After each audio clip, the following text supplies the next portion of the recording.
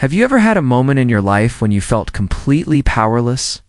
When someone who thought they had authority over you took things just a step too far? I had to decide whether to stay silent or fight back? I never thought I'd find myself in that position. But I'll never forget the day when my own neighbor, a woman who had crowned herself queen of the HOA, decided to lock me out of my own home. That's right, my house, my key, my name on the didond. Somehow she thought she had the power to keep me from stepping foot inside.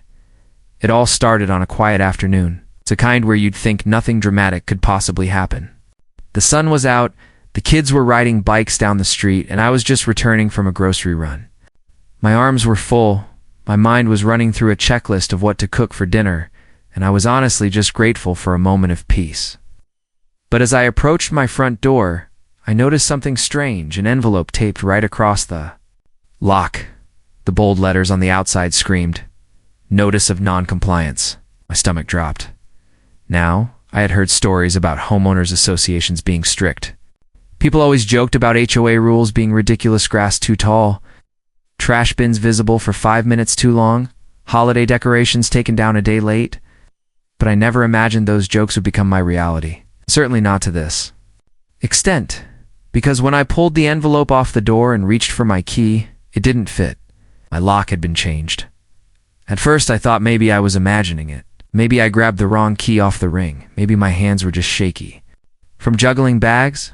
But after a few attempts, reality sank in. The lock was brand new.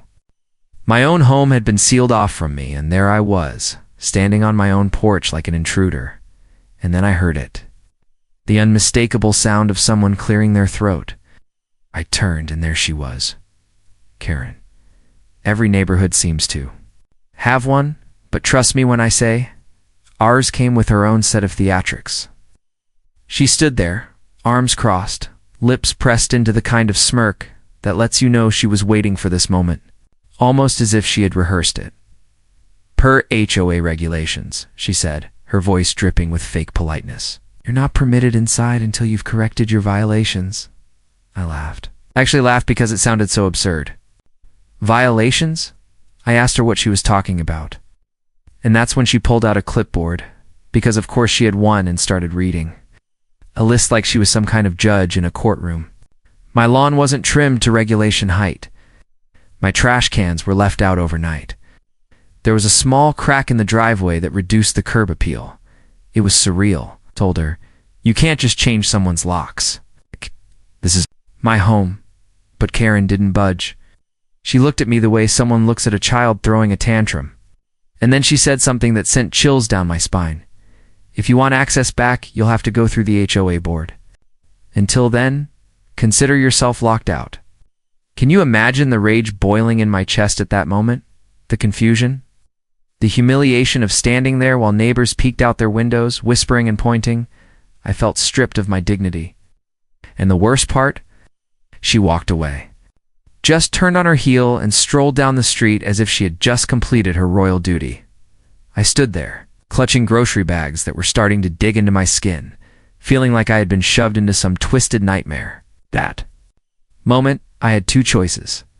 I could crumble and beg for permission to get back inside, or I could fight back. But here's the thing: fighting back isn't as simple as slamming your fist on the table and demanding justice.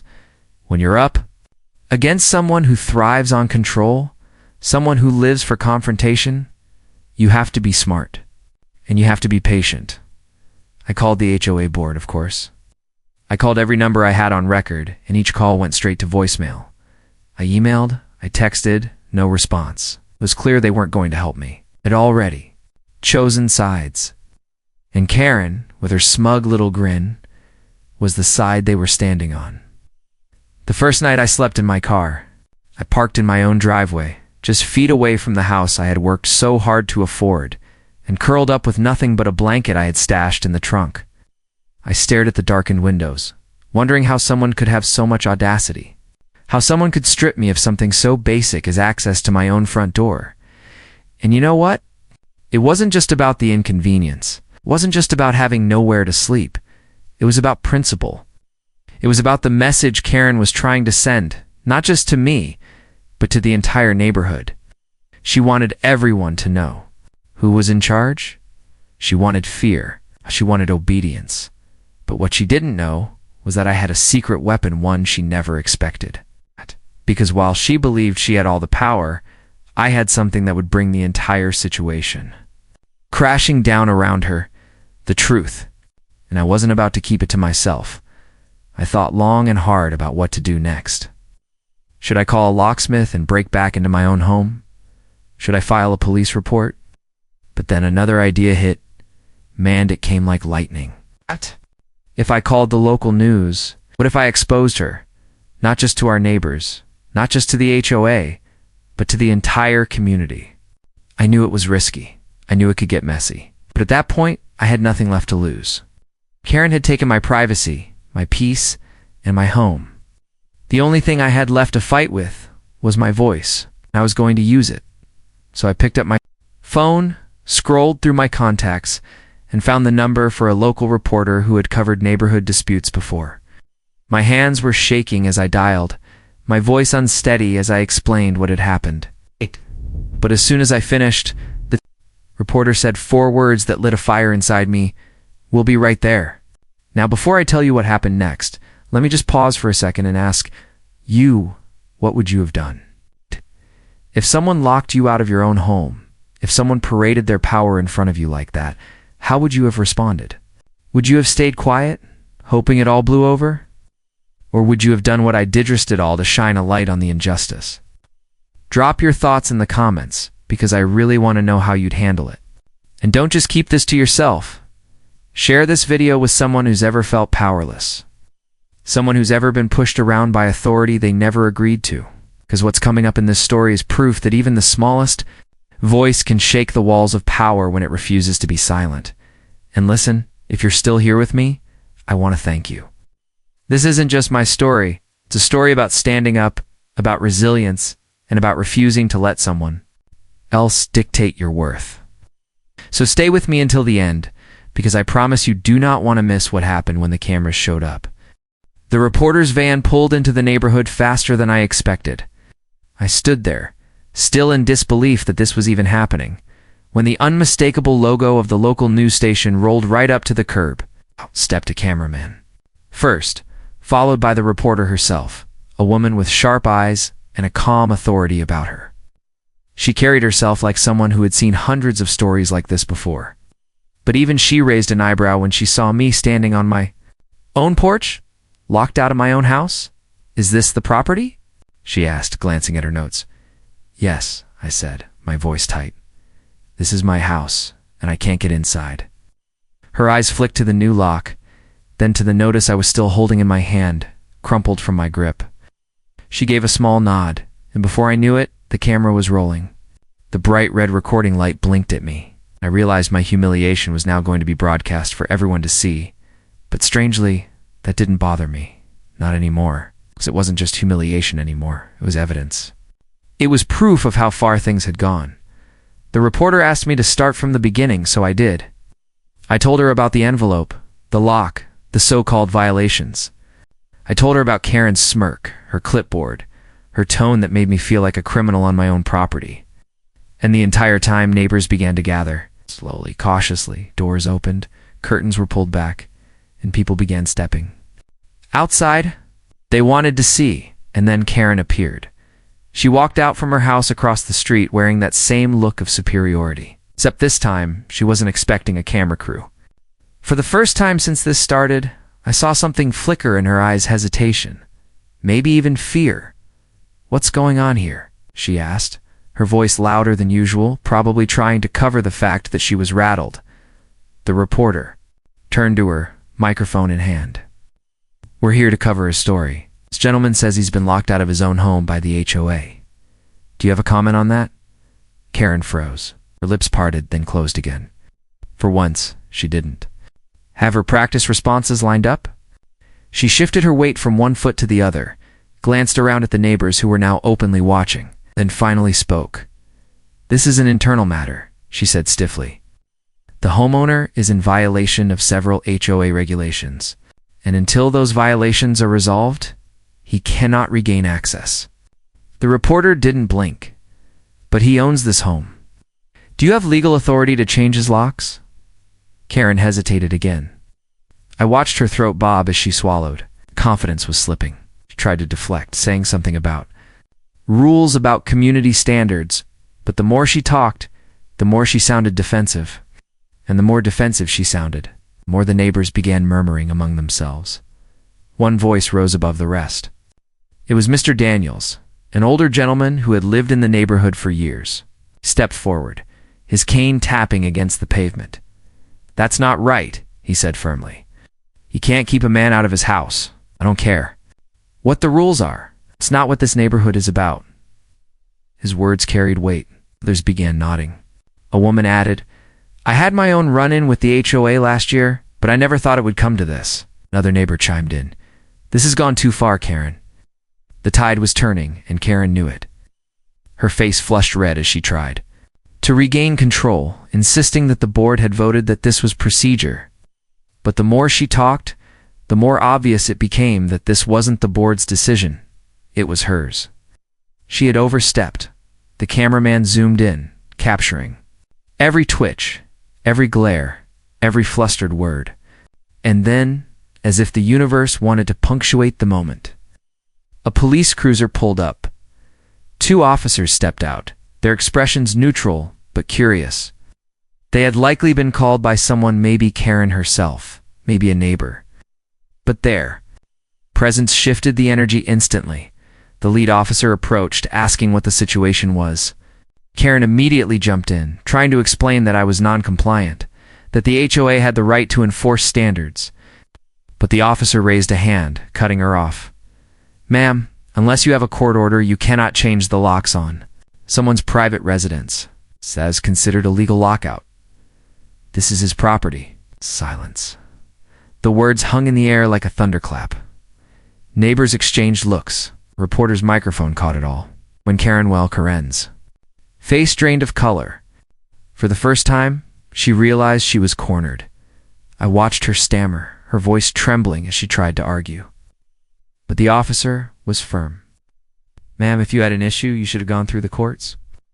You don't have the authority.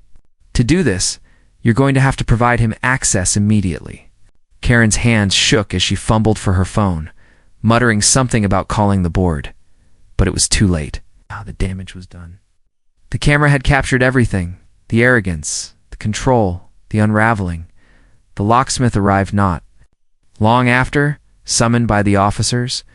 It was surreal watching someone else undo the lock that had been placed there without my consent. The click of the mechanism turning was like a weight lifting off my chest. When the door swung open, I felt like I could finally breathe again. But the victory was more than just a key turning in a lock. It was the look on Karen's face as the reality sank in. She had overplayed her hand. She had gone too far. Now everyone knew it. The reporter wrapped up her segment, thanking me for sharing my story. She promised it would air that evening. As the crew packed up, neighbors came over one by one, offering words of support. Some apologized for not speaking up sooner. Others shared their own frustrations with Karen and the HOA. It was as if my ordeal had given them permission to finally voice what they had been holding back. But as I stood in my doorway, finally back inside my own home, I realized this wasn't over. The lock had been changed back, yes. Police had made it clear I had the law on my side. But the deeper issue, the abuse of power, the intimidation, the unchecked authority, was still there. And it wasn't going to vanish overnight.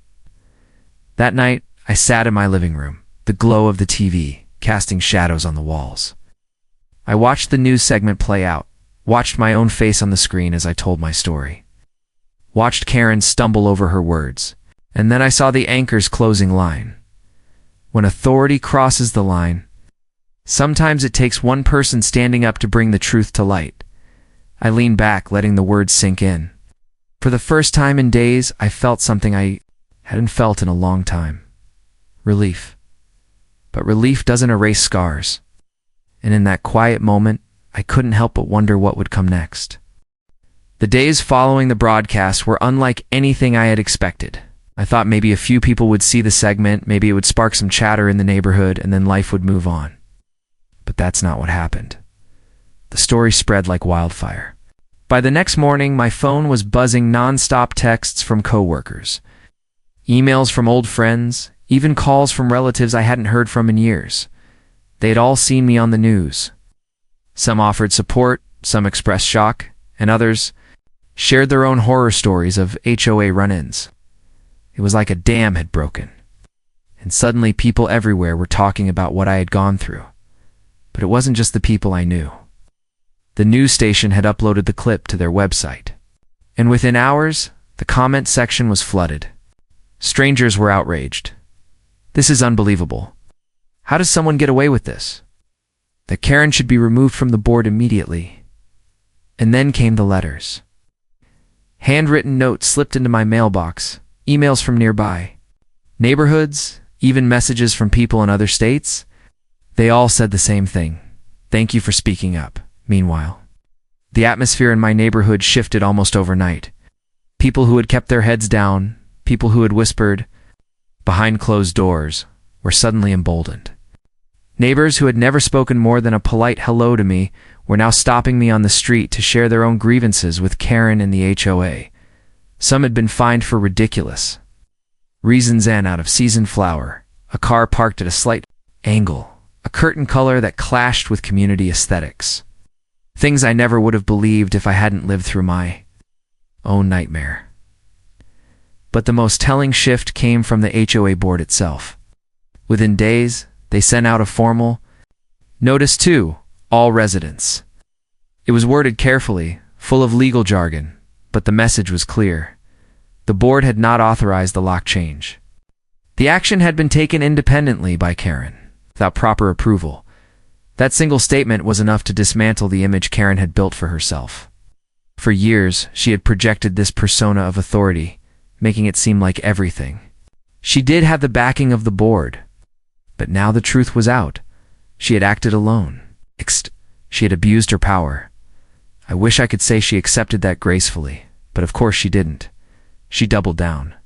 She stormed through the neighborhood with petitions, demanding signatures to keep her position. She ranted at board meetings, accusing everyone of conspiring against her. She even tried to confront me directly, showing up at my doorstep one evening, her voice shaking as she demanded I retract my lies. But here's the thing, when the tide turns, it turns hard. Neighbors who had once been silent stood beside me. When Karen tried to corner me, others stepped in. When she tried to argue, at meetings, people spoke up against her. Her grip on the community was slipping, and she could feel it. The breaking point came 2 weeks later at a special HOA meeting. The community center was packed, standing room only. Everyone had come, some out of anger, some out of curiosity, but all of them with the same question. What was going to be done about Karen? The board members, usually quiet and reserved, seemed more determined than I had ever seen them. They read out the list of complaints that had piled up over the years. Things people had been too afraid to voice before.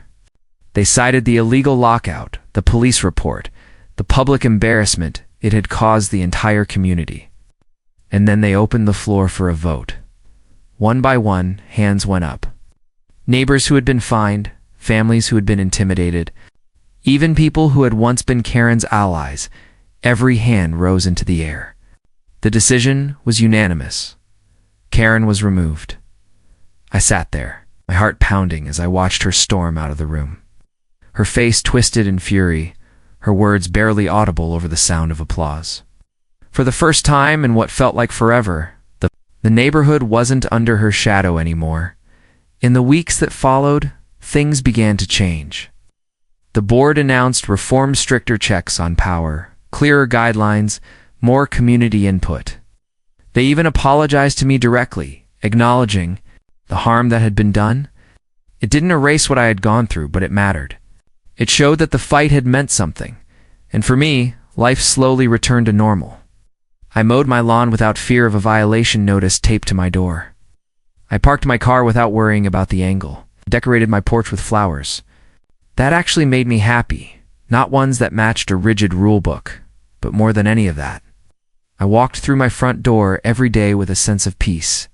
The lock clicked open with ease, and each time it did, it reminded me of what had been taken from me and what I had taken back. Looking back, I sometimes wonder what would have happened if I had stayed quiet, if I had just accepted what Karen did. Maybe I'd still be living under her control. Maybe she'd still be lording over the neighborhood unchecked. But that's not the reality.